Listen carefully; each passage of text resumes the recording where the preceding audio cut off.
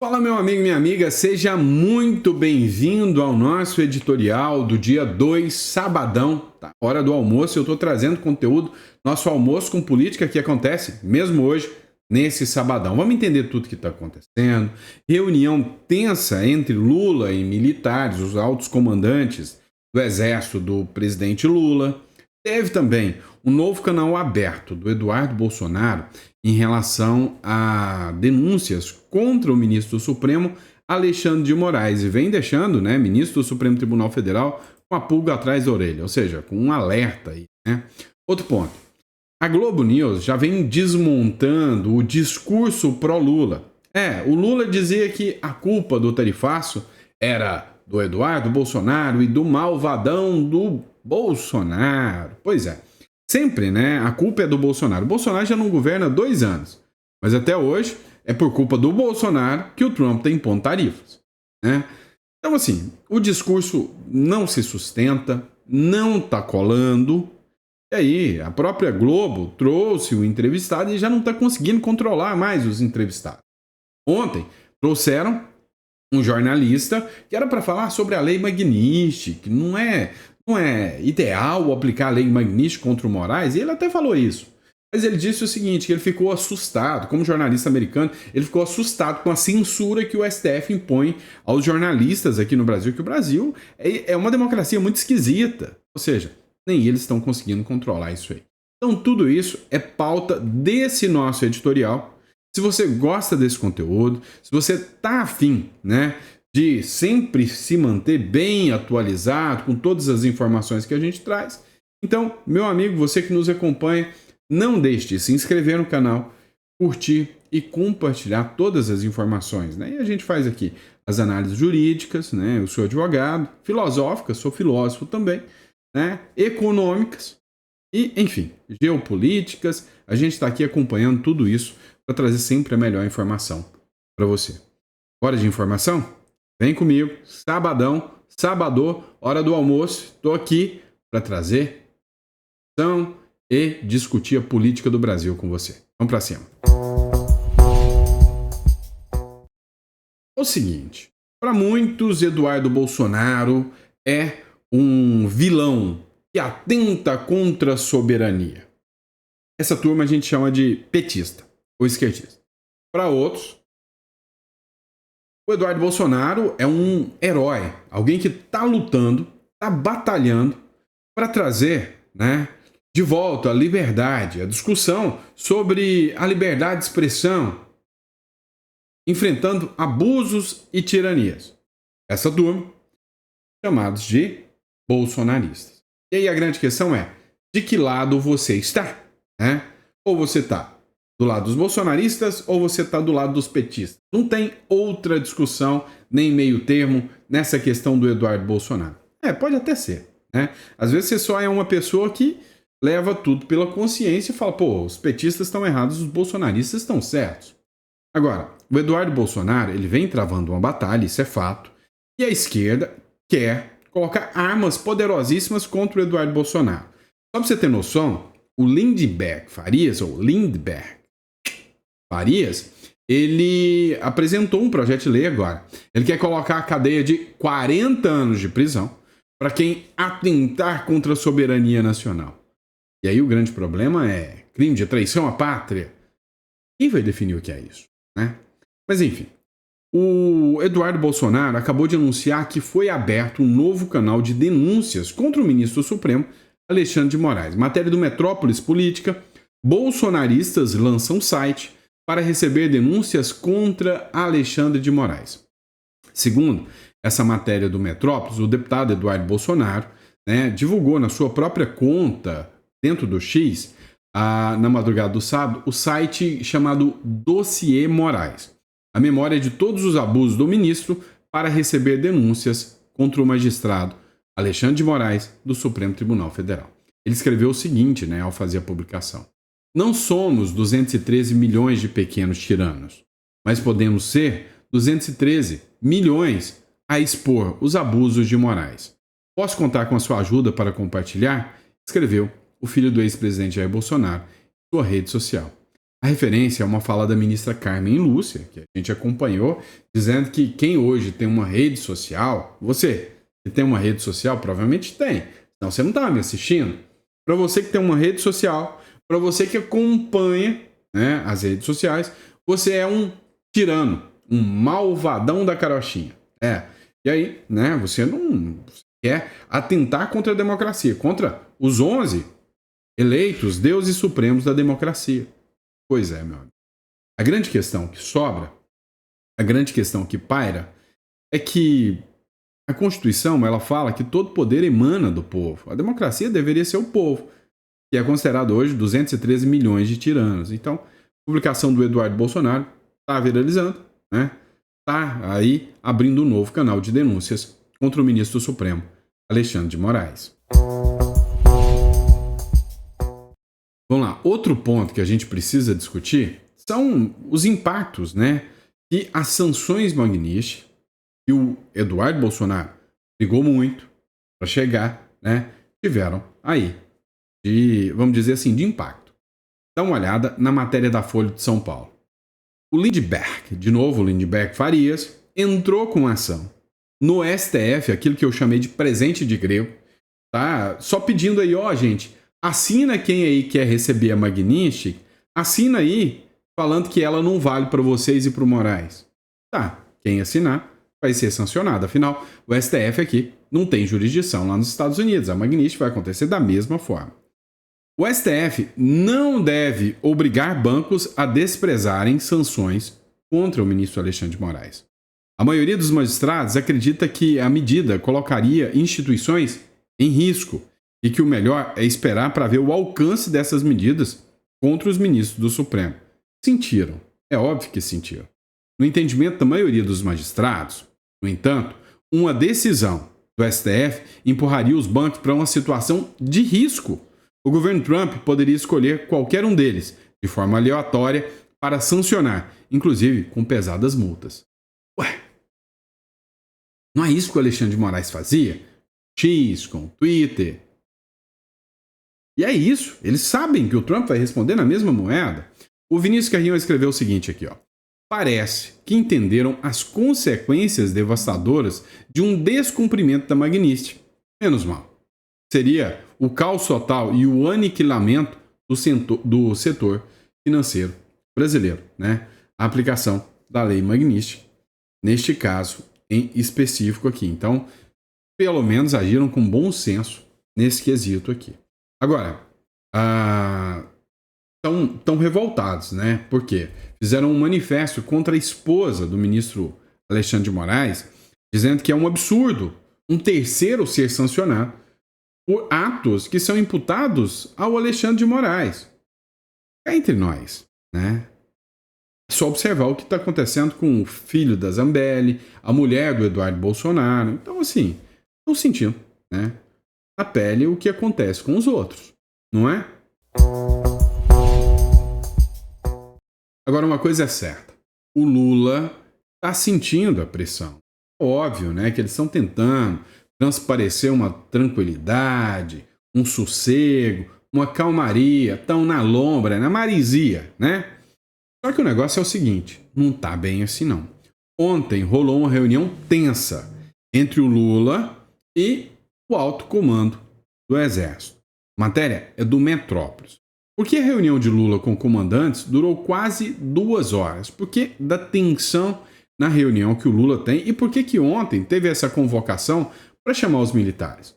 Afinal, tem 2 anos e meio de governo Lula já. E até agora os militares não foram convocados para ter reuniões com Lula. E agora, de última hora, teve essa reunião? O que é que está rolando?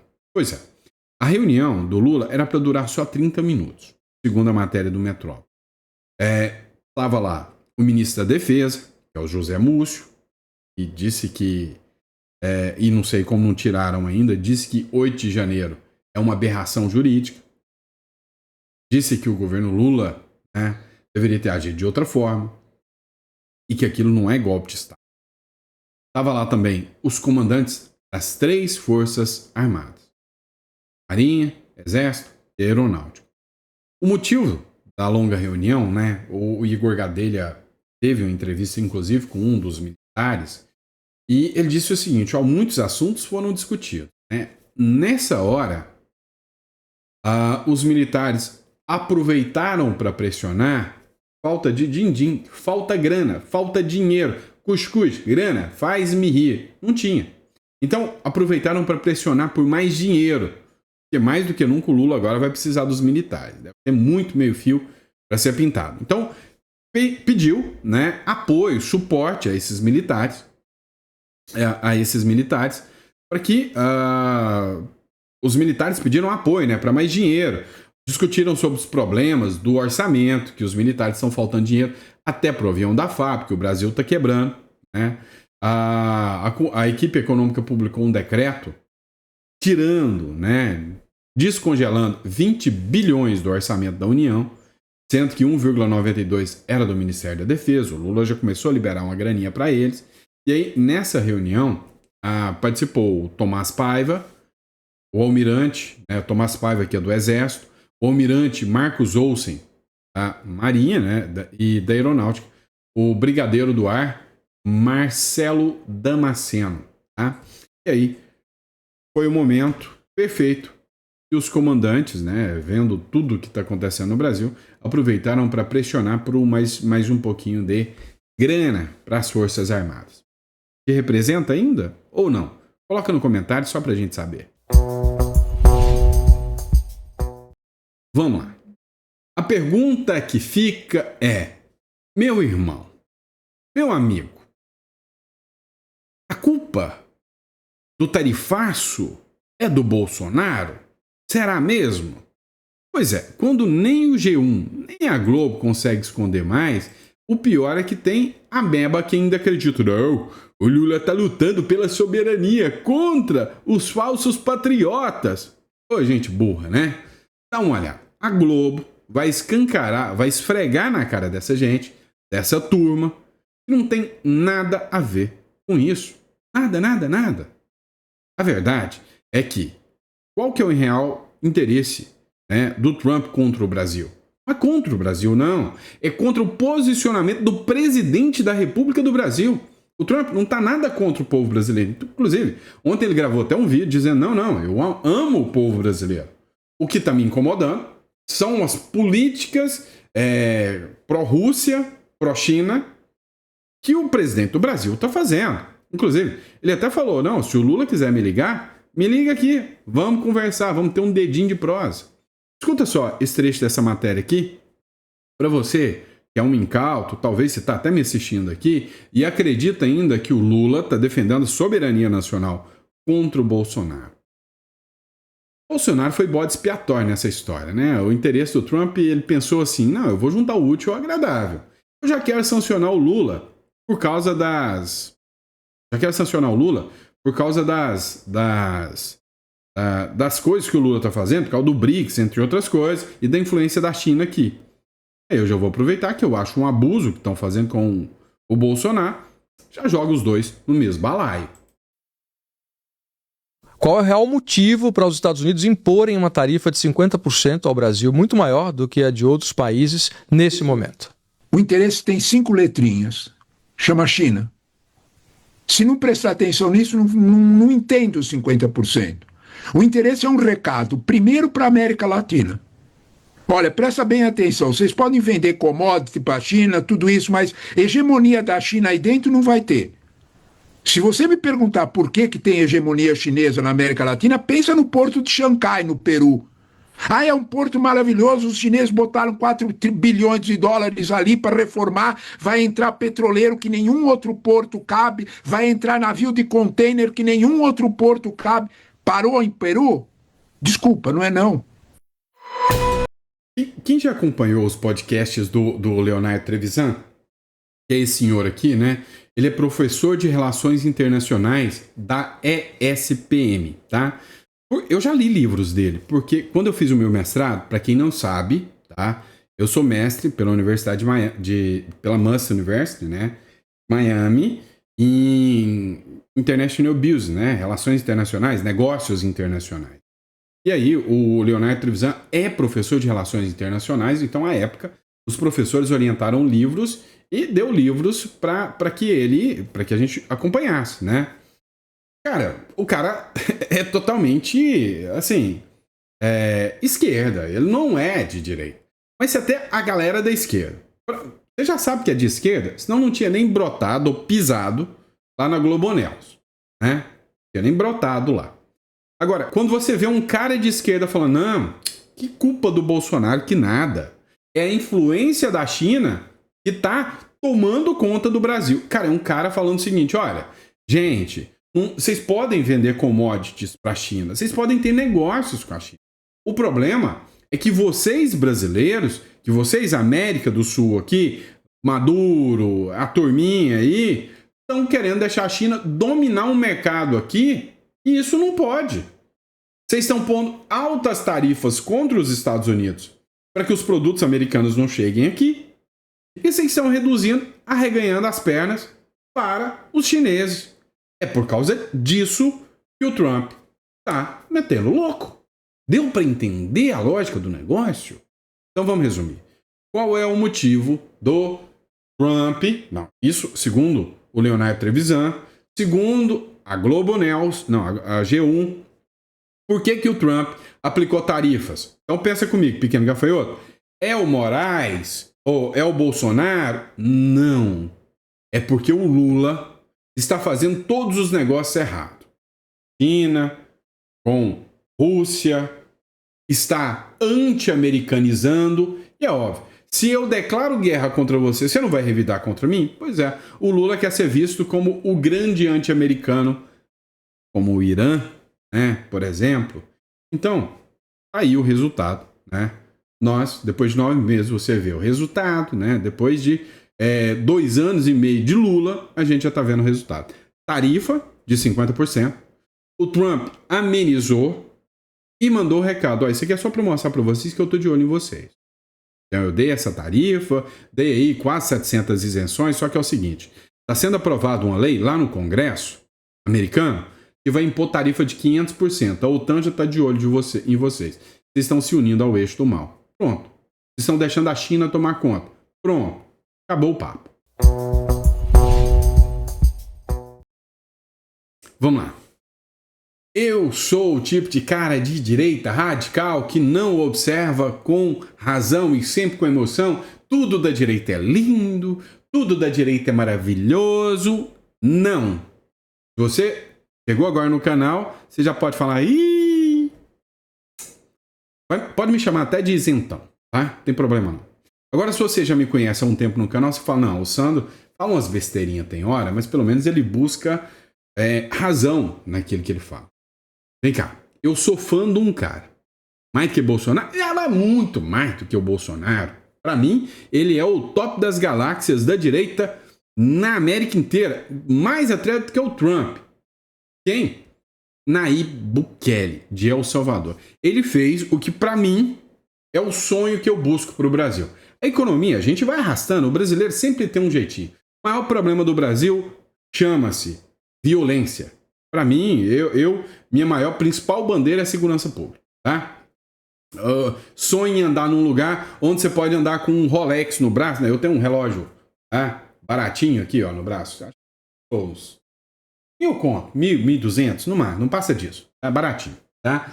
E aí eu tenho um relógio desse e quero andar com ele no pulso sem medo de ser assaltado. O Bukele entregou isso. Ele pegou um país dominado pelas gangues, um país com a corrupção em níveis estratosféricos, principalmente pelo judiciário de El Salvador, e limpou e se tornou o cara, né?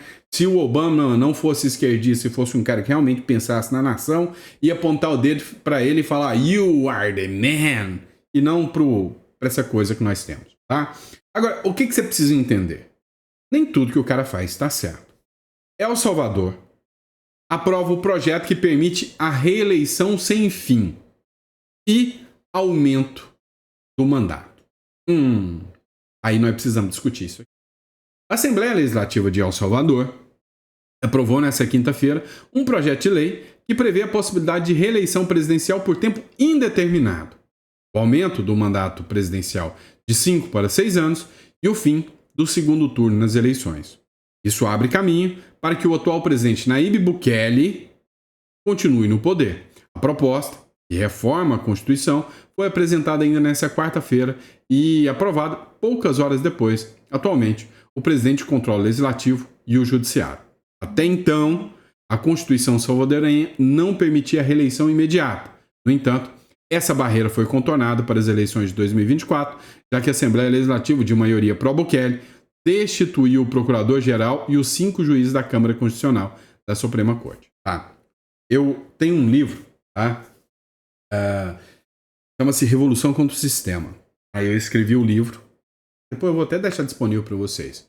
E esse livro conta a história do Nayib Bukele e como o modelo Bukele poderia ser implementado aqui no Brasil. Tá?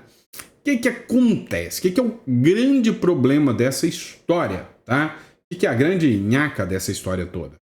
É o seguinte, hoje o Bukele está fazendo exatamente aquilo que a gente dita que os autoritários de plantão fazem. Então, se a gente pegar, o Bukele está implementando exatamente o que o cara da Nicarágua, o Ortega, né, o Daniel Ortega, faz. Então, eu não concordo. Tá? Mas o cara é bom, Sandro, ele tem que fazer isso mesmo. Eu concordo com ele ter dado um vral na Suprema Corte corrupta. Eu concordo demais com o fato dele ter perseguido a corrupção. E aí é aquele detalhe, se ele domina a Suprema Corte, se a Suprema Corte já não é mais imparcial, se o Legislativo não é mais imparcial, é todo pró-Bukele, como é que a gente sabe que a corrupção acabou? Esse é o primeiro ponto. Né? Porque o sistema de freios e contrapesos tem que existir. Então, assim, tirar a eleição, a eleição ou autorizar reeleições futuras universais para sempre, aí é falar o seguinte, aquilo que eu critico da esquerda, a direita pode fazer. Tá. Vai se tornar, né, um autoritarismo da direita? Sim. A população pode se beneficiar com isso? Sim. Mas eu não concordo. Tá? Para mim, eleição é eleição, democracia é democracia, seja da direita ou da esquerda. Então, tá, eu sei que vocês vão ficar bravos comigo, mas a minha visão, minha opinião de leigo, né? Não tão leigo. Escrevi um livro sobre o cara e falo de direito constitucional, internacional o tempo inteiro.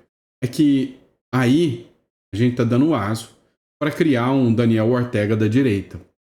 E aí também não é legal. Aí também não é legal. Tem que usar os mecanismos corretos, adequados, mas eu acho que já extrapola um pouquinho. Pode me xingar. Tá tudo bem. Meu irmão, eu vou te trazer agora uma bomba, mas uma bomba gigantesca. Uma coisa que talvez você nunca imaginou na sua vida. Vai te pegar de surpresa, assim, de uma maneira, assim, sem sombra de dúvida, você nunca imaginou isso na sua vida, né? Uma matéria que a fonte é da Gazeta do Povo, foi publicada até uma semana atrás, mas deve ter passado desapercebido. E aí, hora que eu ler, né, essa matéria, você finge cara de surpresa. Bom, olha isso. Resolveram fazer um estudo.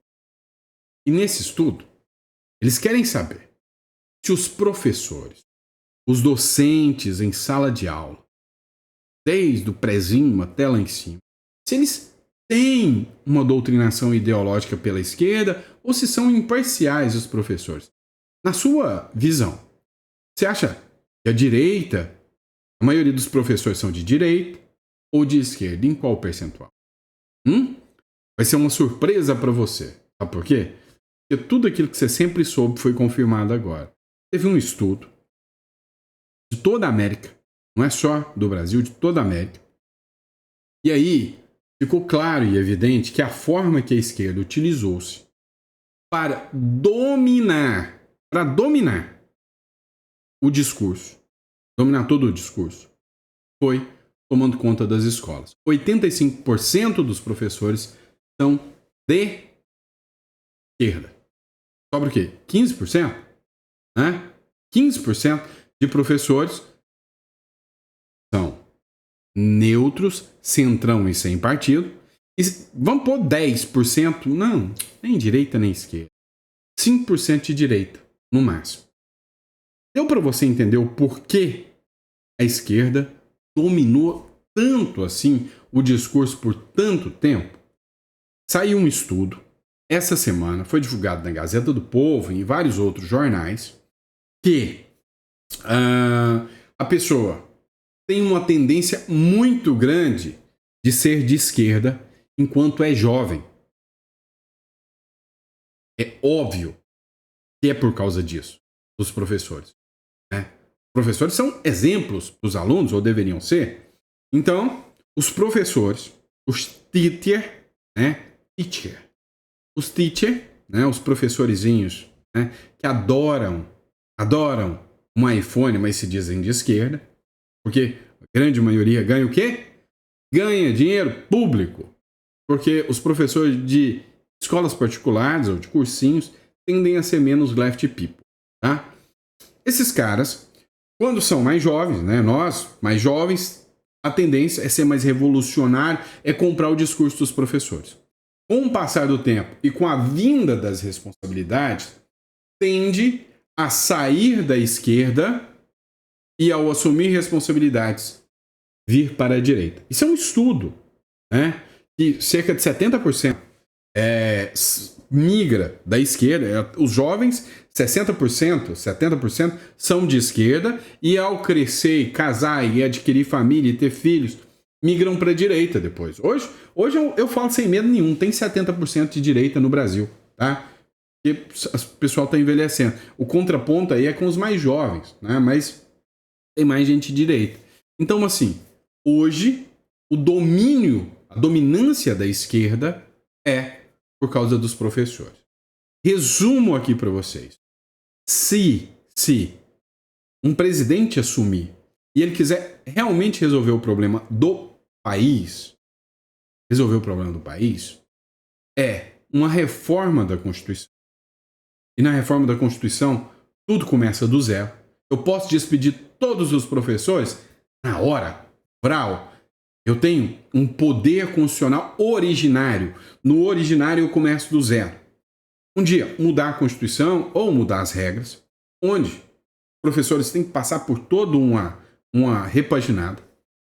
Quem é de direita faz uma tendência forte a influenciar, né,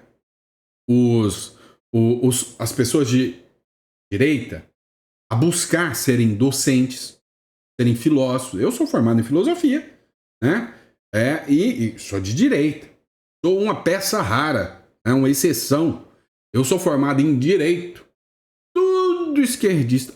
Raça para ter gente de esquerda é o tal do advogado, né? Tudo adora defender uma vítima da sociedade.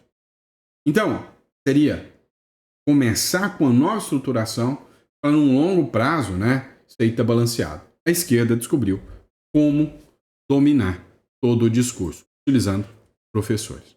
Né? Vamos pegar um vídeo do Serrão aqui sobre o Eduardo Tagliaferro. Vamos escutar. É o seguinte, o Serrão, né, ele fez um vídeo. Nesse vídeo lá da revista Oeste, né, o Serrão discutiu, né, a participação do Eduardo Tagliaferro. O Eduardo Tagliaferro era o assessor do ministro Alexandre de Moraes. Ele tomava conta, ele era o chefe do setor de desinformação, né, ou seja, perseguia os opositores políticos e mandava todo mundo para o inquérito das fake news. Bom, e aí o que acontece? O Eduardo Tagliaferro teve um dia, ele entrou num conflito, não lembro o que é, se foi briga familiar, não sei, e acabou sendo preso. Segundo ele, a polícia civil pegou o celular dele, pegou todas aquelas informações, fez um backup e jogou isso para a imprensa e descobriu-se, né, que havia um direcionamento de quem seria perseguido pelo Supremo Tribunal Federal, o que é um assinte contra a democracia. E aí agora, né, ele fugiu para a Itália, o Tagliaferro, virou alvo do ministro Alexandre de Moraes, está no inquérito das fake news, fugiu para a Itália e disse que vai fazer todas as denúncias sobre como funcionava, né, o direcionamento de investigações por parte do ministro Alexandre de Moraes. Olha o que o Serrão falou sobre isso. Essa criatividade que Tagliaferro está revelando agora deixa claro o quanto a eleição passada acabou sendo uma eleição espúria do ponto de vista democrático. Porque uma eleição tem que ser livre. Uma eleição não pode ser realizada sob censura. E nós tivemos censura nessa eleição passada e retrasada. A eleição presidencial que ele se refere, quando ele era assessor especial de combate à desinformação do Tribunal Superior Eleitoral sobre a presidência do ministro Alexandre de Moraes, ali nós tivemos uma eleição sob exceção, com o comando, com a atuação também da ministra Carmen Lúcia, que adotou medidas de exceção nessa eleição. Também tivemos uma eleição fora do padrão da normalidade que se espera numa democracia. Então, Tagliaferro tem muito a declarar e espero que ele declare, revele a verdade. Da mesma forma como aqueles funcionários da norte-americana USAID, ou USAID, que fizeram uma parceria muito estranha com o Tribunal Superior Eleitoral para produzir um manual, o livro que define o que seria desinformação para ser autuada e combatida pelo time do Eduardo Tagliaferro. E essa criatura... Pois é, né? Situação tensa. E é isso, pessoal. Obrigado pela confiança, pela credibilidade. A gente volta no nosso chá da tarde, tá? Não sei se vai ter jantar hoje, não. Não sei se eu consigo fazer os 4 vídeos, mas no nosso chá da tarde a gente tá aqui para bater mais um papo com vocês. Grande abraço, vejo vocês no próximo editorial.